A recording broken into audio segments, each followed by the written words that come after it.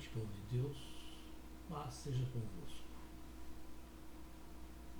Antes de começar a meditar na palavra, eu quero pedir a você que me ouve e que me vê nesse momento, que você, se gostar dessa palavra ou das demais palavras desse canal,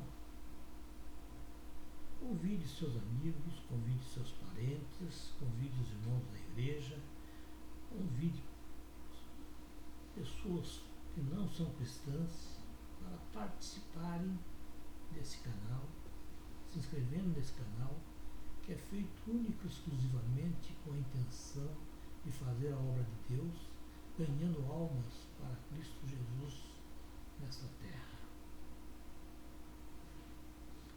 Hoje nós vamos abordar um tema cujo título é Obreiros e Ministros.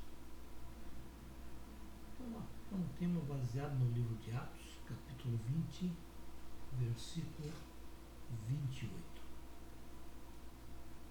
Está escrito da palavra: olhai, pois, por vós e por todo o rebanho sobre que o Espírito Santo vos constituiu bispos para apacentares a igreja de Deus, que ele resgatou com seu próprio sangue.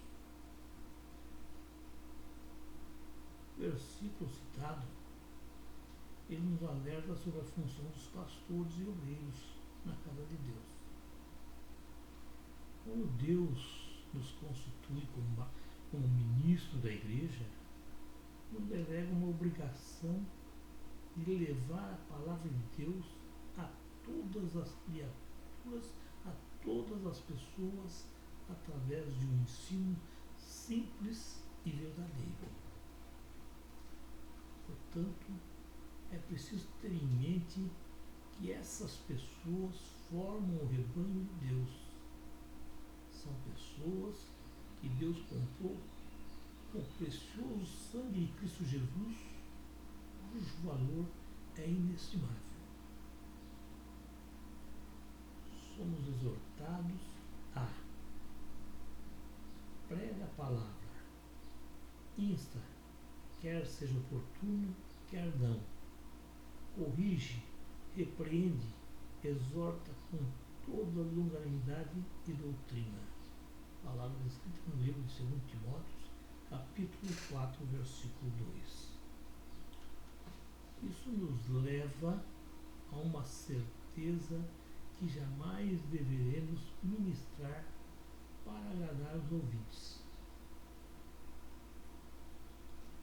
Esse rebanho deve ser estimulado com o intuito de proteger do inimigo, protegendo no sentido de se oporem às falsas revelações e ao distorcer do evangelho original. É comum encontrar em nosso meio falsos pregadores, pessoas que distorcem a palavra de Deus com o objetivo único de se beneficiar com isso. Lembre-se que a Igreja de Cristo Jesus é formada somente por aqueles que, pela graça de Deus, são fiéis ao Senhor Jesus Cristo. A Igreja, portanto, a Igreja de Cristo Jesus, não é essa visível, mas é uma igreja invisível, formada por pessoas que são fiéis ao nosso Senhor e Salvador Jesus Cristo. A preservação da pureza da Igreja de Deus é necessária e muitas vezes a disciplina corretiva deve-se fazer presente, sim, mas essa disciplina deve ser feita com amor, reprovando com firmeza aqueles que distorcem e dão mau testemunho. É responsabilidade dos líderes alertar, ensinar e pôr em prática os conselhos de Deus para a igreja, principalmente quanto à vigilância. Tomar como base as cartas destinadas às 7 igrejas da Ásia, pois nelas existem instruções, advertências e edificação para todas as pessoas. Essas cartas, embora escritas há cerca de 2000 anos atrás, é perfeitamente atual e reflete a situação real da igreja em nossos dias. Nessas cartas, Cristo Jesus censurou e reprovou aqueles que se desviam da fé bíblica e que toleram a imoralidade no seu meio, que trocam a verdadeira espiritualidade por sucesso e recursos materiais. Infelizmente, muitas denominações hoje se preocupam apenas com o conhecimento humano, em detrimento ao chamado, dando lugar à letra, em detrimento da unção. Por outro lado, Cristo aprova a igreja que não permite o ímpio em seu meio, que averigua as doutrinas e declarações dos seus líderes, que persevera na fé e no amor, no testemunho e no serviço a Cristo Jesus, que vence o pecado, Satanás e o mundo, que não se conforma com a imoralidade, com o mundanismo e que guarda a palavra de Deus. Para aqueles que obedecem, Cristo concede seu amor. A presença dele está presente em estreita comunhão, abençoando-os com a vida eterna e cumprindo sua palavra, e que os sinais seguirão aqueles que creem, que farão as mesmas coisas que ele fez e ainda maiores. No entanto, a tendência das pessoas é acomodar-se, e nessa acomodação passam a aceitar falsos ensinos, erros e princípios mundanos como normas da sociedade. Os líderes mundiais se ameaçam, competem pelo domínio. Esquecem que tudo ao nosso redor é transitório, que toda essa estrutura atual é abalável. Eles tentam estabelecer o reino de Deus com poder terreno, esquecendo-se que o próprio Cristo Jesus falou que o seu reino não é desse mundo e que o reino de Deus permanecerá para sempre. Todos os líderes corruptos deveriam deixar suas máscaras caírem por terra, arrependerem-se de seus pecados e reter a graça de Deus, servindo-o de modo agradável, com reverência e temor, lembrando sempre que Deus é fogo consumidor e juiz de todos.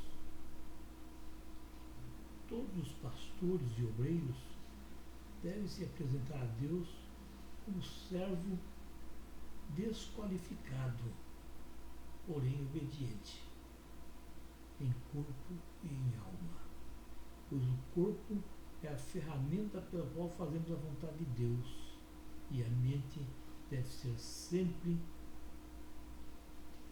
a coordenação de todas as ações por nós executadas,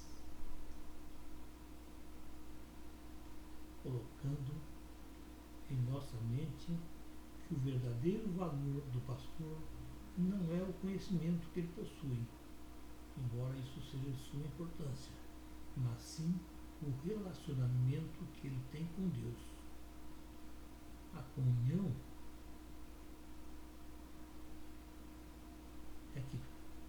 é válida é que é importante, uma comunhão verdadeira com Deus. Pois com Deus, através do Espírito Santo, aprendemos e passamos a conhecer a verdadeira vontade de Deus para com o seu rebanho nessa terra. E o caráter de Deus passa a ser compartilhado à sua congregação.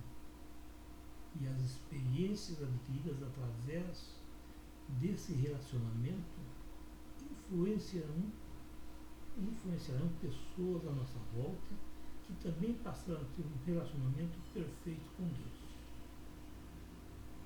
Deus, ele jamais pode ser responsabilizado se existe uma infinidade de pastores e obreiros hipócritas que vivem enganando as ovelhas. Cristo Jesus tem um compromisso de lealdade a todos que o procuram com sinceridade. Ele disse, com todas as letras, eu sou o caminho, a verdade e a vida. Infelizmente, há falsos pastores e obreiros em todas as igrejas, bem como existem verdadeiros pastores em todas elas, independente de sua denominação ou segmento. O verdadeiro pastor será conhecido por suas obras, bem como o falso, pois estes últimos são aqueles que rejeitam a verdade e a autenticidade que Cristo Jesus oferece, praticando em sua vida pessoal justamente o contrário daquilo que pregam. Um dos pecados mais abomináveis da igreja é enganar o povo de Deus no tocante ao nosso relacionamento com Cristo, nosso trabalho para Ele e a dimensão de nosso ministério. Entregar-se a esse tipo de hipocrisia significa usar o sangue de Cristo Jesus derramado para exaltar e glorificar o próprio eu diante do rebanho. Esse pecado desconsidera o propósito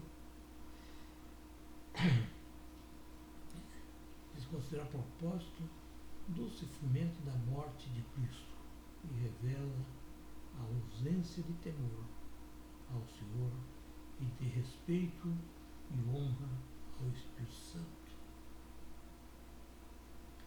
Lembre-se, Deus não se deixa persuadir pelo ser humano, ele não se deixa enganar. O ser humano é falível, embora ele possa ter o chamado, ele pode alterar o cumprimento desse fato já anunciado. E da mesma forma, voltar-se da ira para a misericórdia. Ele deixa mover-se pelo amor, pela fé e pelas orações do seu povo.